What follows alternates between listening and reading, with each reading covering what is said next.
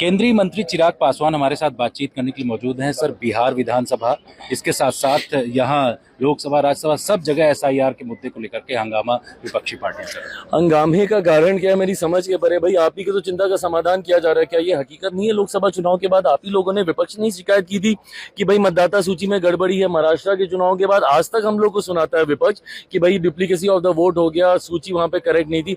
अब जब उसकी समीक्षा करके उसको करेक्ट किया जा रहा है तब भी शिकायत आपको।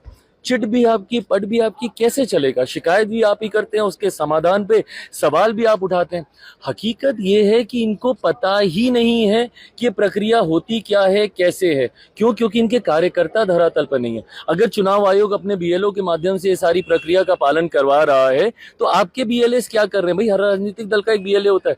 मेरी पार्टी के बीएलएस हैं वहां पे, जो बूथ लेवल एजेंट की भूमिका में इस बात को सुनिश्चित कर रहे हैं कि किसी भी नागरिक के साथ कोई अन्याय ना हो और किसी भी घुसपैठिए को देश के सबसे बड़े अधिकार, मताधिकार का नाजायज उपयोग करने का मौका ना मिले। आरजेडी सवाल खड़ा कर रही है कि जो दलित हैं, इसके साथ साथ ओबीसी या फिर मुस्लिम, इनके वोट को लेकर के वो दिक्कत है और इसमें इलेक्शन कमीशन जो है इसको सही तरीके से नहीं कर रहा है। इसको लेकर के सवाल खड़ा। तो भाई, आप जाइए ना, अपने बीएलएस को भेजिए, उनके डॉक्यूमेंटेशन में अगर आपको कोई लग रही है समस्या तो उसको आप क्लैरिफाई करवाइए।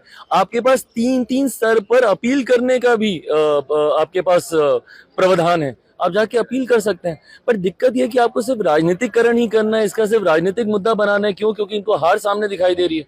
नवंबर में पता है कि बिहार में जब परिणाम आएंगे, जीत तो ये लोग पाएंगे नहीं। इससे पहले ये लोग ईवीएम पे ठीकरा फोड़ते थे, अब ईवीएम इनकी सारी जगह ठीक हो गई। अब आप पिछले कुछ चुनाव से आपने कतई नहीं सुना होगा कि ईवीएम के ऊपर इन्होंने कोई ठीकरा फोड़ा हो। तो अब आपकी ईवीएम सही हो गई तो अब आपको एक नया बहाना ढूंढना है। तो अब नया बहाना क्या? तो भाई, अब ये वोटर लिस्ट का मामला चलेगा 2-3 साल। लेकिन घुसपैठिए का मुद्दा जो बनाया जा रहा है सत्ता पक्ष की तरफ से, उसको लेकर के भी सवाल पार्टियां खड़ी कर रही हैं। नहीं, तो घुसपैठिए का तो इशू है ही ना भाई। हम लोगों ने भी इस बात का अनुभव किया है चुनाव के दौरान लोकसभा में कि कई ऐसे नाम हैं जो कि संभवतः नहीं सूची में होने चाहिए। खैर, ये भी जांच का विषय है। इस पे सवाल उस प्रक्रिया पे भी उठता है जिसके आधार पर आधार बनाए गए थे।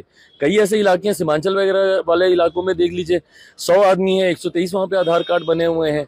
तो ऐसे में, और ये शिकायत कई बार मतदाताओं के द्वारा ऐसे बूथ पे भी आती है जहां पे किसी व्यक्ति का निधन हुए, लंबा समय हो गया, उसका नाम अभी भी चल रहा है, उसके नाम पे अभी भी वोट दिया जा रहा है। तो इन सारी चीजों की समीक्षा करके सुधार की सोच के साथ ही इस प्रक्रिया का पालन किया जा रहा है। एक अंतिम सवाल सर, कानून व्यवस्था बिहार की, उसको लेकर के भी सवाल खड़े किए जा रहे हैं। ध्वस्त है पूरी तरीके से कानून व्यवस्था बिहार में, और ये जिम्मेदारी प्रशासन को लेनी होगी। जिम्मेदारी आपकी है तो जवाबदेही भी आपकी बनती है।